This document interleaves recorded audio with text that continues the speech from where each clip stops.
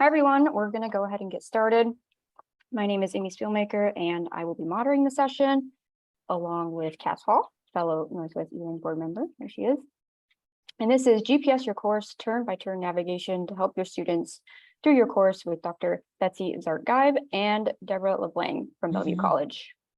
And if you have any questions, you can post them in the Zoom chat and we'll get around to them. The session is being recorded and it will be on our website, usually within a few weeks when we're done captioning it. And the speaker slides are also there, and we'll post them in the chat. Finally, I want to say thank you to our sponsor, Honor Walk, who is all about humanizing online proctoring. If you want to chat with them, you can head over to their channel in our conference Slack. Now I will hand it over to our speakers. Terrific. All right, thank you for the introduction, Amy, and thank you all for being part of this presentation, and we're glad to be part of this conference. As Amy mentioned, my first name's Deborah, last name's Leblang. I'm presenting today with my colleague, Betsy Zahrt Geib, and we're both at Bellevue College. And you'll see as we go through our slides, our next slide will give us a little bit more of an introduction about us. But to get started here with this idea of GPSing your course, we are both instructional designers at Bellevue College as well as we teach coursework. And one of the things that brought this topic forward to us is really this idea that when we were doing, we set up a project of peer-to-peer support, particularly during the pandemic, and helping faculty have the basics in place, is that we noticed there was a lot of sort of navigational issues. Just how did students get from point A to point B? And so this became something that came up time and time again with these peer-to-peer projects that seemed very clear to the instructor who had made that course, but perhaps was less clear to someone like ourselves who were taking the course as a pretend student. So this was where this idea came from. It was actually quite eye-opening, this peer-to-peer project. So the main idea is course navigation from the learner perspective. We want to really find out what that student needs, like how to find what they need and then know what they need to do. And so that's really our basic goal. The other thing to mention in terms of our presentation in general, we encourage you to participate, put things in the chat. We have some pauses in our presentation, and we'll try and sort of circle back if you have an idea, a suggestion, or just a comment. Please do share them. We're glad to have your feedback. All right, thank you. And yes, welcome everyone. And we're very excited to be here. We hope that this can be, we're going to do some presenting. And as Deborah said, we will also be inviting you to participate via chat. And this will be your first opportunity to do that. If you don't mind just putting into chat your name and then what it is that you do. Are you an instructor? Are you an instructional designer? Are you both? Give us a little sense of who you are and who's in the audience today. But welcome. My name is Betsy Zahrt Geib. I am an instructor in the economics department at Bellevue College. I am also an instructional designer alongside my colleague here, Deborah Leblang. She works in two departments. She's in the art and the interior design department with Bellevue College. What we want to focus on today, and I'll just tell you that as we go through these slides, there's a potential for us to talk about pedagogy and a potential for us to talk about design. And we really want to try to focus on the design aspect and not the pedagogy part as much. But I think you'll see where some of those cross one another. But just to give you that heads up that we really are going to be focusing on the design aspects of navigation as we continue. Also, at the end of this presentation, we'll leave our email addresses. So if we want to continue the conversation, which I hope that we do, we'd be happy to continue that conversation via email and continue the chat as well. So thank you everybody for putting your information into the chat right now. I think we'll move on. Okay, so what we're going to cover, as you can see, Betsy and I are going to sort of pop back and forth between the two of us as we go through these slides. And these are our 4 points of what we want to cover. We want to explore design ideas. What the goal is, like I mentioned in the beginning, is to make it easier for students, that learner perspective, to navigate the course, to kind of catch us on any moments in which it's clear to us as the instructional designer, the designer of our course, but perhaps less so for our students. We want to look at some examples of courses that do have intentional, and that's the as Betsy and I were joking around when we were practicing, it's sort of an intentional navigation strategy kind of approach. We're thinking about different ways to gather and apply real-time student feedback. Again, it's about the user experience, less about reflection, although that's important at the end of a course, but more of these moments that we can catch students as they're working through the process of taking a course to make sure that they are where they need to be. They can find what they need to find. Lastly, to consider how to add some of these best practices, we have some examples to show you. We're looking forward to showing you some examples of the things we'll be talking about. And through our presentation, we're looking at the idea of a metaphor of a trail. So we started with this GPS, and then we sort of have narrowed it down to a trail. So you'll see we'll use terms like trailhead or markers or talk about terrain. And so that's our sort of metaphor for our presentation today. Okay. So this is our second opportunity now to have you participate in our presentation. And what I would like to do is to invite you to answer this question. What comes to mind when you consider the idea of a course having a trailhead? So I'm gonna, Deborah, are you gonna copy I'll that? just pop Okay, it in. perfect. Yeah, you easy. did already, perfect. Yeah. All right, so again, what comes to mind when you consider the idea of a course having a trailhead? And as I continue to talk, please just put your thoughts into the chat. We'll circle back around again to what you put in there. But I'm going to start with a personal story here.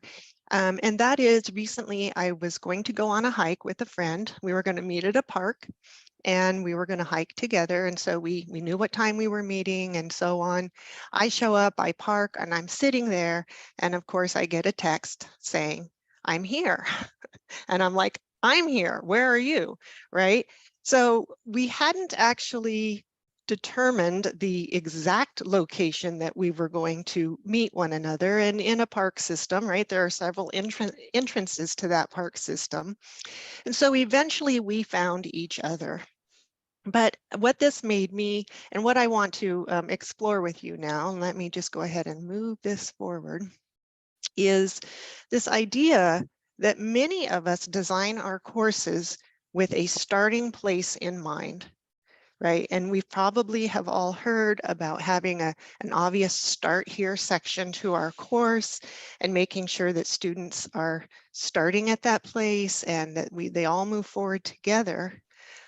But as an instructional designer, I also have the opportunity sometimes to enter into a Canvas, our LMS, as a student. I masquerade as the student to help a faculty member problem solve. And I was in as a student a couple of weeks ago, and I went to their dashboard expecting to see what we see and what I typically think of when I design my class, which is the class,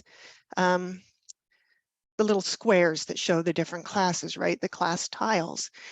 And what I saw instead was that the student had their dashboard set up as recent activity, and they had 3 different classes. So they were just looking at this endless scroll of discussions that had taken place and due dates that were coming up and things that are going on. And for the first time, I realized, oh, all of this navigation that I've set up from my start page may not even be seen by the student if they don't start by clicking on the class, that little tile that I envisioned that they would be clicking on, right? So how do you, before we even start the hike, how do you ensure that the student is seeing that start here spot in your class? How do you know that all of the students have gathered at the same place and that they're all starting together? What can you do to confirm that? And so a couple of things now, we use Canvas, so there's a couple of ways that I can suggest that we do this, but if you're sending out an announcement and an email, you can message the class ahead of time. I just saw that come through. You can put the direct link to that start page just to make sure that they're doing that. Yep. And then, right, if you have the option to use some requirements through the module, for example, you can ensure that before students get to that first assignment, because a lot of times students just want to enter at the assignment level, you can set up requirements so that they don't see that assignment until they've actually arrived and started to go through your content. The other thing that I want to stress about the trailhead, right, is ensuring that the students actually show up, they arrive, they're there, they're all starting together, they know how to start, they know what to do next. Do they also know how to get help? And that's the, the other piece of when you're starting on a trail, it's important for other people to know that you're hiking, you've got the water, you've got the other things that you would like, and that should something come up, you have options to get help. So I would say there's one other thing here. I'm just looking at my notes, and that is for you to be able to confirm some of this, it's really important that you yourself know your LMS inside and out, so that you know all of the different ways that students could be trying to enter the course, and how to drive them towards that start here, or that obvious trailhead point. So we want to circle back now to the chat and just take a look at some of your ideas here. So yeah, people have said the landing page and the home page, great, making sure that they get to that landing page or home page. A map. Can somebody, who said that? That was Cass. Was that you, Cass? I said map just because Yeah. trailhead, I want there to be a map so that I know, like, what am I getting myself into? That's How long great. is this thing? And I feel the same way about a course. Yes, yes, okay. So information about the course and what students are going to expect. Is that, yeah. Clear links to previous pages or content, start here. Yep, the start here is so important. Clear structure with the intro video. Same modules every week. We're going to get to that. Message to the class ahead of time. Yeah, I love that. And the push. Okay, the push, Yeah. great. Excellent. All right. So moving on. Okay, so this is our next sort of goal here, is we're going to look at tour guide, and I'll put in the chat the ideas you're going to be thinking about. It'll keep our chat organized too. But so we're moving forward from our trailhead to our tour guide. Again, you are the tour guide, and so we want to think about some of those ideas of what that means, keeping with our metaphor. Okay, next slide here. We want our navigation strategy to be consistent, clear, and logical. We want sort of a trustworthy and reliable leadership. And so a lot of those things you want to put forward into that course tour video and personal welcome, which I love that was in the chat earlier about a welcome video, something that acquaints the student with your voice, with your face, with an overview of the course. Like Cass said, that map idea. I love the idea of like a visual subway map with the dots of stops, but I think this is quite nice. And so to think about this sort of narrated introduction and how the course works. The next thing is to provide relative points for reference. So is there a logic to that course? That's that consistent, clear, logical we were talking about. Is there a clear path when you look at your modules? For example, is there an overview of that start to finish so you can see where, okay, this one then leads into research project prep, then goes into research project final? Is there a logical link between? Essentially, we're talking about these references. So we're thinking about the terrain itself. So that gives you a sense of relative points of reference. So is there a rocky terrain ahead? In other words, this is a point in the course where you're going to have your midterm exam, etc. The other thing to look at here is, have you, in the third bullet point, is have you provided a module level guide? And that mimics that larger welcome for your course. In this case, we're talking about an introductory video or some kind of way of saying what's happening in that particular unit. And that way, that unit could really be about, well, what we just did this in the previous module, we'll be doing this here, and next we'll look at that. Now let's focus on this module. So it's the same kind of mapping, but with less distance. It's more like what's right behind you, what's a step behind, what's a step ahead. The next thing we're looking at is really about, have you invited participation? And I like this metaphor a little bit like a social director in some ways about this hike. You're meeting other people, you're kind of on the hike with others. Are you making connections? Is it teacher to student? Is it student to student, peer-to-peer connections? What are some ways that you can have students really be part of the course like we're doing here in our chat? So I like that. Guide students to click links rather than just insert links so that you've got this sort of real sort of active participation. And then lastly, the idea of, have you explained what to do if the student gets lost? And I like this idea of really about that tour guide presence that remains throughout, and consider at certain points in your course to have a reminder link if you need help, you know, and have that link back to perhaps your getting started module, or maybe you're halfway through your module or most of the way through your module and you want to link back to the beginning of the module that tells you these are the goals for that, objectives for that particular kind of module. The idea again is the tour guide presence should be felt throughout the term, so it doesn't just happen at the beginning, although that's important, that welcome piece. So those are our main sort of 5 points here. We're talking about our tour guide. And so we're thinking about the idea of guiding. Yeah, I love that. Guiding rather than forcing a specific direction. Wonderful. We're going to talk about fork in the road in a little bit. Yeah, it's where to find what and how to do it. And that's really a perfect way of describing this tour guide. Here's what we have. Here's what our goals are. Here's how we're going to do it. Love it. Okay, great. Thank you for adding things in the chat, folks. Okay, so we are now on to mile markers, and we have this beautiful image here of the lower trailhead and the arrow. And I'll pop in the chat. okay, thank you very much. Sure. So we would like you to reflect for a minute on this question. What kinds of mile markers do you design into your courses? So again, what kinds of mile markers do you design into your courses? And I will go ahead and move forward while you're doing that, and we'll circle back around. So for this, if there's one key term we can leave you with, that is consistency. That consistency with whatever marker you choose to use is so important for our students so that they begin to get that routine and they understand the structure. So a couple of things that you could do is to use, for example, if your LMS allows it, is to use, sorry, let me go back for a second. In your module structure, there are ways to use consistent language, to use consistent numbering systems, or other types of systems that allow students to always know where they are, not only in the course, the entire term, but to also know where they are within the module. So some people obviously use, you know, module 1, module 2, some use week 1, week 2, some use unit 1, unit 2, whatever system makes sense for you. Once you decide on it, use it consistently.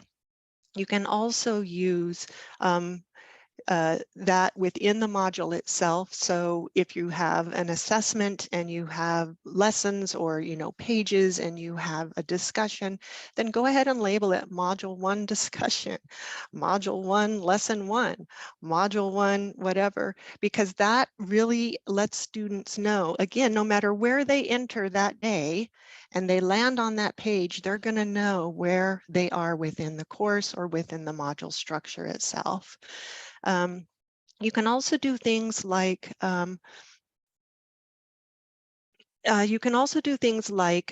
is the gradebook up to date? So will students actually know where they are in the course, not only in terms of the physicality of it, but where they are in terms of their own knowledge, their own growth?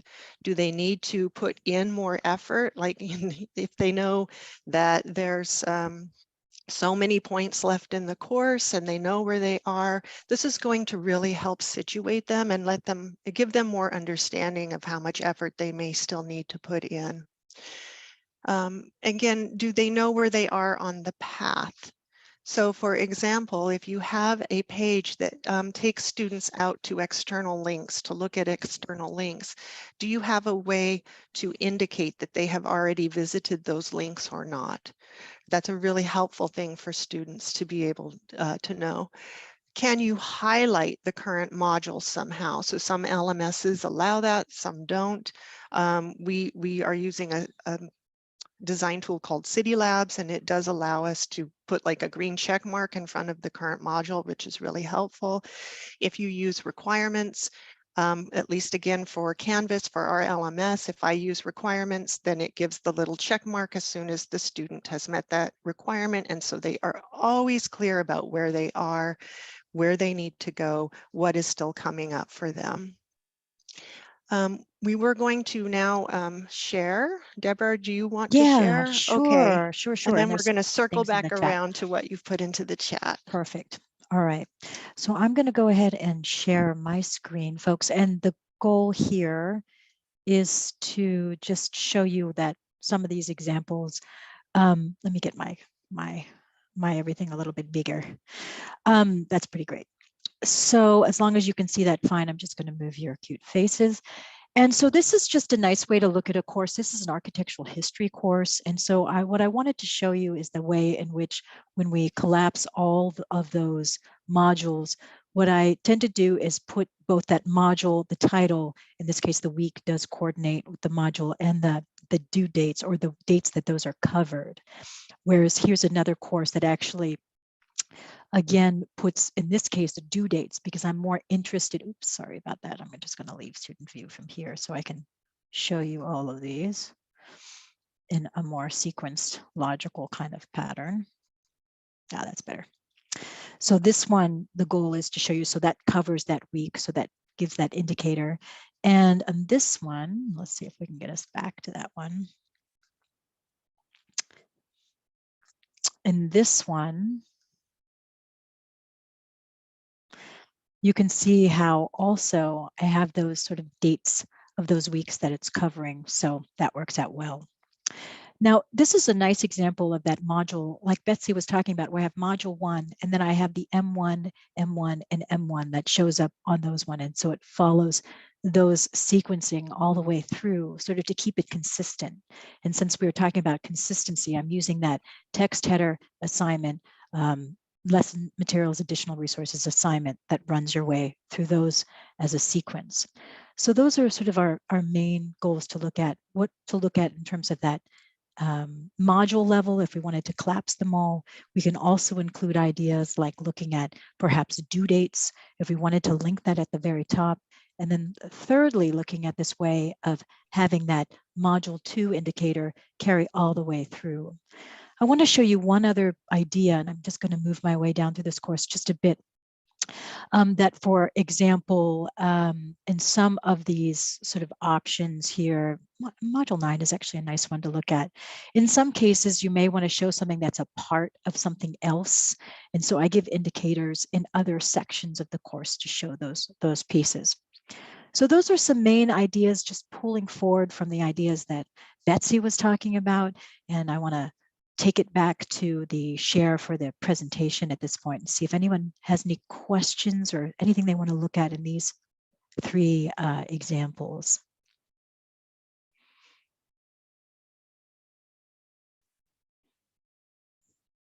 Okay, pretty nice. Pretty nice. Let me just look at your chats to see if there's anything. Yeah, so. Yeah. Let's see if I. Yeah, so sorry, the completion tracking that shows percentage of the course completed. Okay, Amy, that was you. So you guys have an option for that in Moodle? Yep. That's so Moodle, nice. if you turn it on, it'll show. Yeah. Okay. Weekly summaries include a slide that shows we are here in relation to the week's calendar. Yes. Okay, that's a great idea. Course overviews are very helpful, and especially if in that course overview you're reflecting on where you just came from and where you might be headed. Great. A weekly overview. Do you know if Canvas has any capabilities to view student navigation trails? Yes and no, Ray.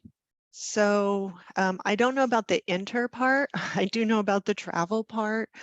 So if you do set up module requirements with Canvas, and then you go to the module page. At the top of the page, there is a button that says View Progress. And when you click on that, you can see for each student what they've actually looked at in your class, what they've done in your class relative to the requirement that you set up. So if you don't set up the requirements, for example, if you don't tell Canvas that the student needs to view this page, or they need to mark this as done, or they need to contribute to this discussion, you know, the choices that you have. If you don't tell Canvas what you want set up, then that view progress is not going to be helpful to you. But if you do set that up, then you can see what progress they've made. And it's really helpful. And in fact, Yeah. I just emailed a bunch of students earlier this week because I went through that and I'm like, ooh, they aren't actually looking at a lot of the resources that they need to be looking at. So I emailed them and said, you know, can you help me understand what's happening here? It's a really good way to check in.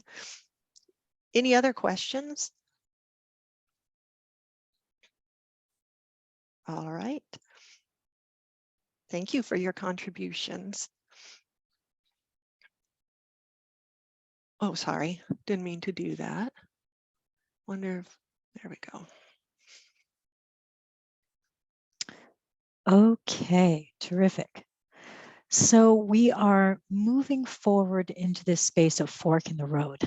I like this one, and I want us to think about this kind of idea, and I'm going to put this in the chat. And what does a fork in the road mean to you? We can think of, you know, a few paths. This image is lovely. It just shows two, but we could think of more than that. We could think of it as a good thing, you know, like a universal design, UDL kind of style learning. We can also think of it as a bad thing. Perhaps students are getting off trail or going down the wrong path at the wrong time. So there's some ways I want you to kind of think about it. And I like these pause images because it keeps some variety with our slides for one thing, but it also does really allow for that metaphor to come forward and to think about your course in this kind of way. So let us know what you think, if it's a good thing or a bad thing or both. Maybe it's neither, I'm not sure. But I find it's kind of an intriguing topic that I get to present on here. So let's look at the next slide. I'm just trying to keep an eye on our time, and I think we're doing really well, Betsy, just in general. So yay. So I guess the first question to think about as you add things in, and I'm really interested in your ideas here, is have you provided options for choice? And we'll show you some examples of that. I just have to make my slide just a little bigger. Good. So we could think of things like choice could be difficulty level, it could be level of expertise, it could be interest, it could be something that really allows the course to have some variety. Perhaps every module you either offer a presentation project, a research project, or a creative project. And then those students, your request may be to just don't do the same thing each module.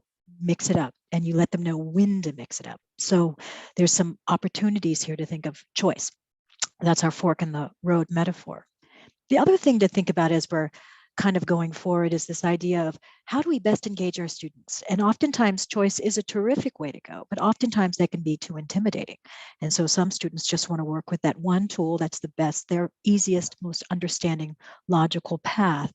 And so to give that some considerations as well. Now, the other thing, and that's middle bullet point, is how do you help students choose the right path for them? And that really relates to this idea of too much opportunity or too many choices. And so can you guide your students every step of the way? In other words, do you have a short summary of what each of these paths entail? So rather than getting all the way down a path and getting started on something and realizing this is not for me, you've kind of kept that at bay, and instead you've given your students the opportunity to pick the right path at the beginning for them. So those are some things to consider here. It's really about anticipating the end of each path. It's almost like a menu before you order your meal. Okay, here's all my options. This is what I feel like today, and I'm going to do that. So some clarity on those opportunities is important. The last bullet point is really about how do you help your students avoid unnecessary detours. So this is that negative side of fork in the road. And the best advice is really to test hike or test drive your own course. Really think about, is this course doing what I want it to do? And are these opportunities actual positive opportunities, or do they just confuse the course with too much content? The idea here is to think about designing your course through backward design. So starting with the end in mind and working your way to complete a course or design a course that makes sense to have this kind of opportunities of fork in the road. So that's a nice way to think about some of these examples. And we had a few examples to show you as well. I wanted to see what was happening in the chat because I bet we got some good ones here. Oh, that's terrific. I like what you guys are writing. Wonderful. Keep writing your ideas in here and I will share my screen to show you some examples of choice. I think that choice is a lot of fun. It's kind of an intriguing opportunity. This is a course that is about, it's 351 is the course. It's about design or design history, furniture history. It's the second of 2. And so what these students have an opportunity to do is each section has a different sort of focus. Sometimes it's furniture, sometimes it's interiors, and sometimes it's accessories. And so what I give the students, for example, are research topics that they can pick from. And actually in this entire course, all the modules have a different focus. And the thing I ask students to do is to just pick something that's a different accessory. So don't go through the whole course doing metalworks, in other words, but to pick other things and to kind of keep that in mind as we go. So that's an opportunity to look at a range of topics. Now, these students do post their research in the discussion thread. And so students are able to comment on each other's work. So maybe someone wrote on William Morris, terrific, and then someone else wrote on Wedgwood, wonderful. They read through each other's work and then they comment on that work. So they're gaining an extra topic in the process. One other example is a different course. This again is a design course that's called, it's a global context seminar course in design. It's my 255 course, and you can see by the topics, they're quite variable rather than having a chronological history course. And one thing I do in this course is for this module 5, they have a research project, and it's really about an annotative bibliography. So it's a shorter mid-course project that they look at, and they present in Zoom in this case, if it's a synchronous class.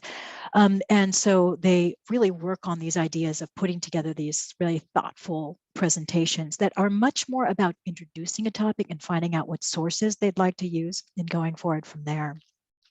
What's interesting about thinking about this sort of fork in the road opportunity of allowing for choice is at the end of the class, when I know a lot of students who are design students who have busy studios and a lot of things are coming up, they are allowed at this point to either continue that project and turn it into a research paper, which we have a lot of great examples, or they can pick a different topic and almost repeat what they did before. And I pretty much have about half of students either choose to continue what they'd started back with week 5 or else to go on to something new, which is that research project proposal, which is again a focus on really an annotated bibliography, which is really quite nice.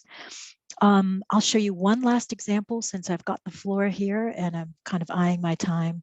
Again, from the same class, and it's really towards the end, which is the health and wellness. Sorry to make you dizzy, folks.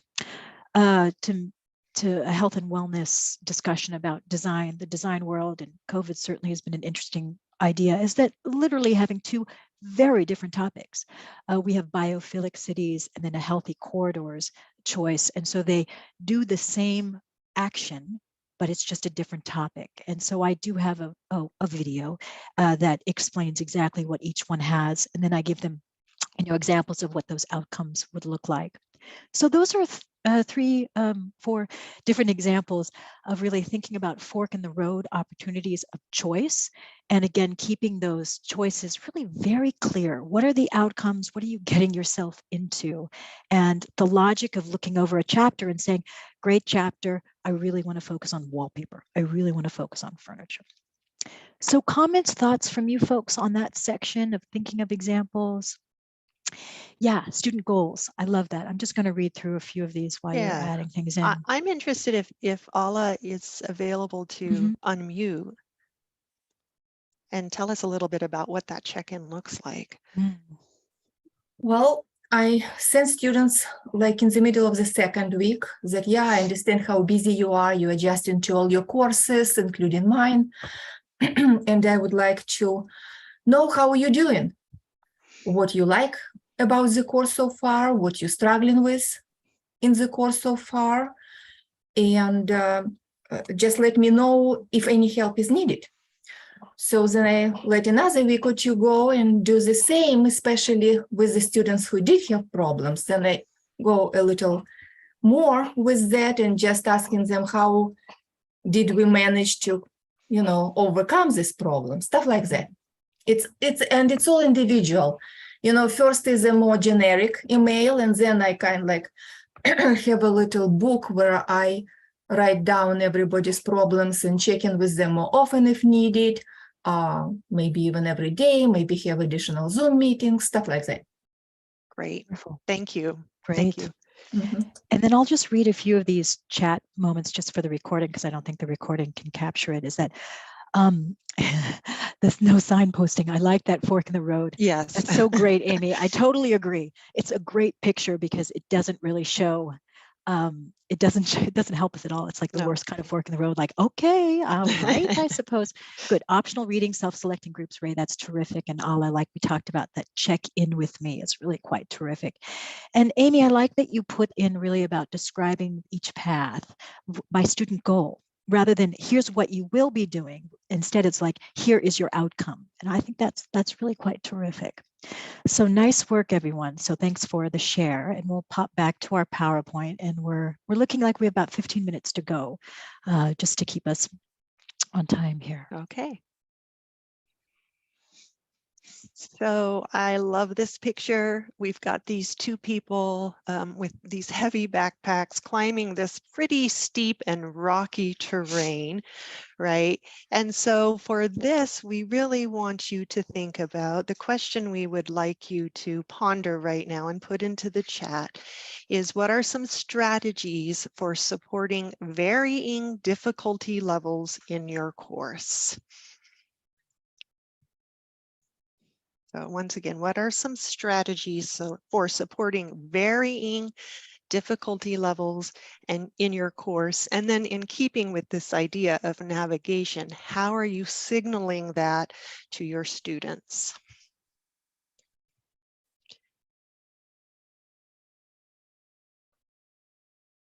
So here what we want to be thinking about is just a couple of things. So again, this idea of clarity, is the difficulty level and the time commitment clear? So I know for a lot of online students, it's helpful for them to know, if I start this module, or I start this video, or I start this assignment, how much time am I going to need to put into it to complete it? So one of the things that you can do is to put some time stamps or estimated time ideas at the start of those, so that students can appropriately prioritize the work that they need to get done. That is something that's really, really helpful. The other thing that Deborah and I have given some thought to is this idea of understanding sort of the life cycle of the quarter. And have you considered that? Have you built in rest periods?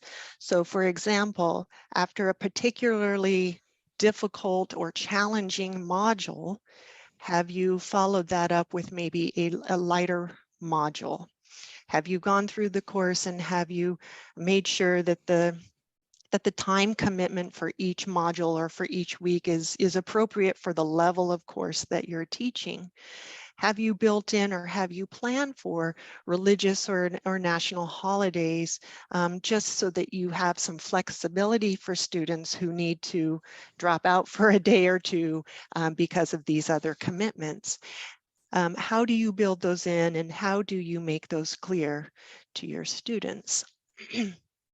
The other thing that we are thinking about with this difficulty level and pacing, this idea of pacing, is not only like within the life cycle of the quarter, And not only within a module itself, but what even if we get to the level of a particular page, an assignment, a discussion, or a page where you're giving information to the students, and you, if you can go and look at your pages and you just see this endless scroll of text, consider the pacing of that as well.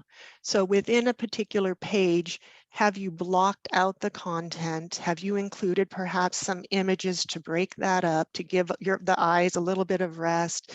Have you included appropriate white space on the page, appropriate heading structure, and all of those things, just to help your students pace themselves through what could be a lot of important information. So be giving some thought to that as well. And then this idea of providing opportunities for students to build endurance. And here's where we slip a little bit into pedagogy, but you know, in what ways have you designed both high stake and low stake assignments? So those practice things that students can be doing throughout a module before they get to the things that really count. Are you allowing them to practice and build and as I said, build their endurance to really do the more challenging things that are in your course? And then we had this thought, and I'll just throw this out here as well, is that if a student is in a cohort program, if you happen to know if the students in your class are all part of a particular cohort, is there a way for you to find out the major due dates of other classes that they're in and try to schedule, you know, with those other due dates in mind as well, so that all of the students in the cohort don't have 3 major projects all due, you know, in week 10 of the term. That would be something that would be helpful as well in terms of your design strategies. So the other things to think about are office hours. Are your office hours at a time when most students might be working on those assignments, right? Have you provided that pacing for them so that they know that you're available at the same time that they are likely to be working? Have you organized the content so that it becomes, again, more challenging as the term goes on? This idea of building endurance as well. Yeah, so these are some of the things that we're looking at. Deborah, you were going to give a... Sure. And I will Quick stop sharing and then example. we'll come Okay, back to wonderful. the chat. Yeah, some good things in the chat, so thank you. Let's see. Let me pop you back into my course. Now, this one's a architectural history course that we looked at previously, and this is a little bit about that pacing logic. And you'll notice that all these modules are pretty much the same. This is more of a stepladder course, as I'd call it, that there isn't, aside from week 1 and 2, it's not really a building block class in that piece. So that's a nice sort of repetition for students in terms of what they have ahead of them, and just in terms of blocking their time. I tell them each module will take you about the same amount of time, except for this week. And this week tends to always fall around Thanksgiving, or if I'm teaching in a different term, I pop this module around so that's happening around a holiday time, whether it's spring break or, well, that doesn't really apply to us, but it's usually around the Thanksgiving time. And so this module becomes a very different kind of module. So rather than giving them a big project around a holiday time, I give them a smaller project that has less, no textbook work, but actually requires them to walk around and photograph buildings and name them. So it's more of an action oriented that they can do with their family, they can do on their own, etc. So that's sort of this idea of my trying to be thoughtful about where this module will fall in terms of the regular calendar. The other thing to show you is this idea of this first week is a very different kind of project for the students. It's meant to be sort of 3 short projects that really help them practice using a discussion thread and putting images into a discussion thread. I want them to get the textbook, so I always tell them in my recorded lectures, or if we're in person, that the idea here is that they're really working on getting the book, so nothing is really due until that end of week 2, so that they have a chance to get it. So that gives them that chance to be sort of thoughtful about, okay, how can I give some work that's about a practice skill. That's a small, lower stakes assignment, but is some practice I want to catch. If anybody doesn't know how to use Canvas or discussion threads, in this case, those are the two examples. So being thoughtful about holidays in this case, and then also being thoughtful about students getting books and trying to make some low stakes assignments that are really about peer connection at the start of a course. And Cass, can you tell us a little bit more about the color codes, please? Sure. We had an instructor that, based on difficulty of assignment, would kind of color code the assignments, and ones that were green were ones that they would be easily able to do. They might be a discussion or something like that that didn't require a whole lot of background. And then they had a yellow and a red, and the red ones were, you know, the more project based, this is going to take you a long time type of thing. And so it's just a little flag for the students to know. I love that idea. Great. Yeah. Yeah. Do you happen to know if they had choice then also, or they were all just doing that? It was just sort of a heads up. This is the effort level that's going to be required. Yeah, in that case, it was just a heads up. There were other assignments they had built in where there was sort of a choice of the way that you did it, but it was still sort of the same difficulty level, regardless of which choice you made, basically. Love that. Wonderful. Oh yeah, so we say Ray is saying that pedagogical assignment intensity intervals within a course. I like that. It's travel considerations. Yeah. That's wonderful. A star, yeah, for colorblind Yeah. folks. Yep. A different system. Sure. I like that. Excellent. It's nice to do both the shape and the color, you know, sort of, I always think of skiing or hiking, actually. It's good, still a good example. Wonderful. Excellent. Okay. Well, we've Let just me got a share few again. minutes. Yeah. And we're really on to our last slide, everybody. So we're sort of right where we need to be. And so the idea here is really double back and shortcuts. It's another one that we can think of if they're positive or negative. So that's something to consider. I like that red arrow that shows you this little, you know, own made path, which maybe is a little concerning in your own course, but we can kind of think about those ideas as we come into this topic. Let's look at that next slide, and this will kind of clarify some of our points. Do your signposts repeat and remind? So again, consistency, logical, good, short, pithy statements that really allow students to know where they are.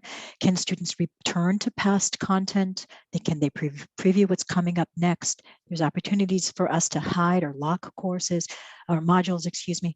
Do we want to have all those modules open at the beginning and then slow it down and, you know, by the second week, take some of those opportunities to see later on out? Do we want to keep it completely unlocked? Do we want to lock them 2 weeks before they come up? There's lots of options, but just think about, you know, what's best for you. And then in terms of those logical shortcuts, it's really more about direct links to navigate within your course. You might, every time you have syllabus, make sure that it's got a link there, or anytime you have, here's where we are in our map, you could have that map on every single module with a different piece highlighted, just to help students see what that content looks like.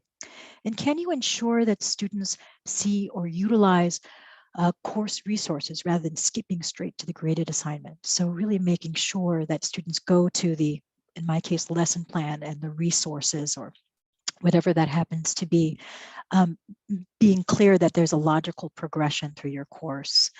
The other idea here to think about is this last piece, which I like. How do you double back for course improvement? And this really relates again to our hiking metaphor. How do we remove stumbling blocks?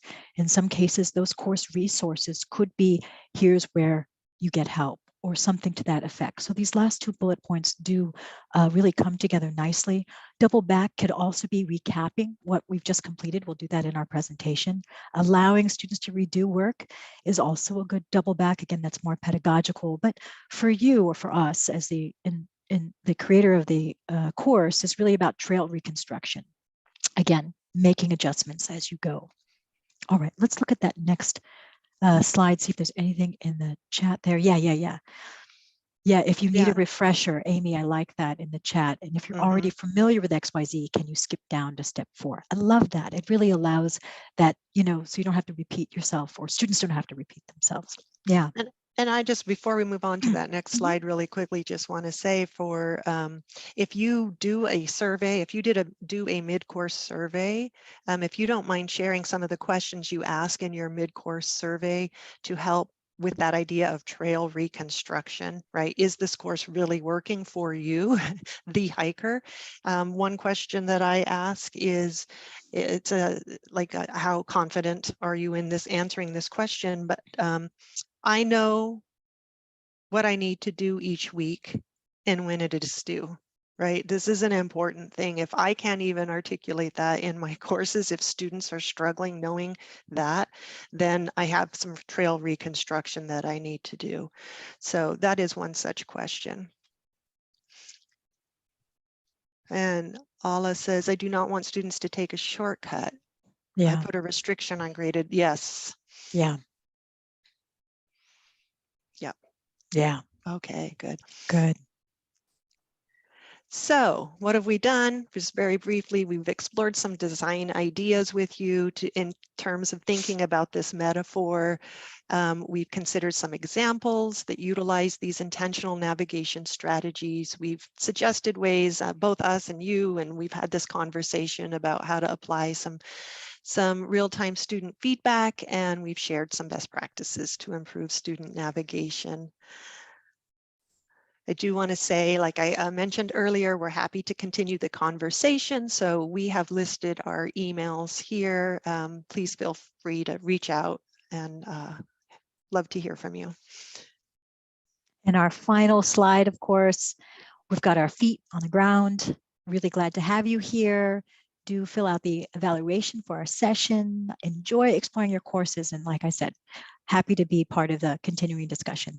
Thank you to Betsy, my co-presenter, and thank you, Amy and Cass, for having us. We really appreciate it. Yes. Thank you. Yes, that was excellent. I do love those pictures. Makes me want to go on a run. I know. Like literally, let's lace up our shoes and Yeah, go. right. All right. Thanks all for coming. I'm going to go ahead and end the meeting here.